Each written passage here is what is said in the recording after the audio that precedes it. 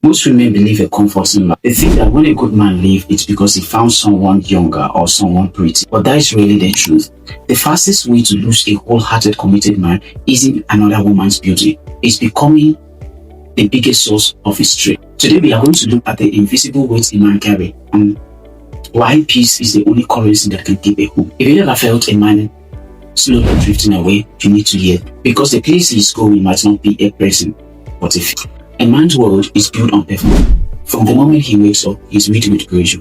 Pressure to provide, pressure to lead, and the heavy responsibility of money and work. He spends 10 hours a day in a war zone of competition and expectation. When he turns the key to his front door, he isn't looking for a second round of combat. He's looking for a sanctuary. Proverbs 21 verse 9 says it very simple. It is better to dwell in a corner of a house door than to shade a house with a contentious woman. This scripture teaches us that physical comfort, a roof over your head, means nothing if the atmosphere is filled with drama and contention.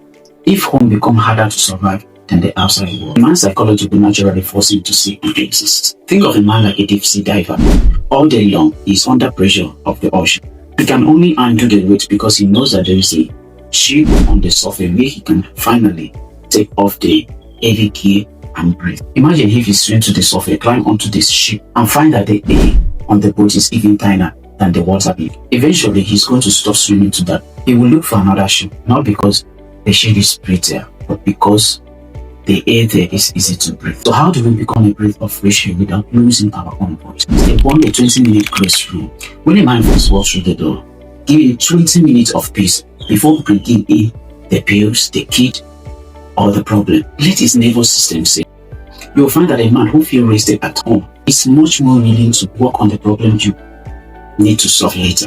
Ask yourself, is my home a place of requirements or a place of recovery? If every conversation starts with a complaint or you didn't do this, you are building a house of stress.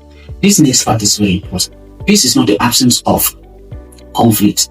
It is the presence of safe. Can it be imperfect in your presence and still feel safe? Step 3, build your own internal peace. Philippians 4:7 speak of peace which surpasses all understanding. You cannot give in a peaceful home if your own heart is in turmoil. If you don't have peace in your heart, you cannot give him a peaceful.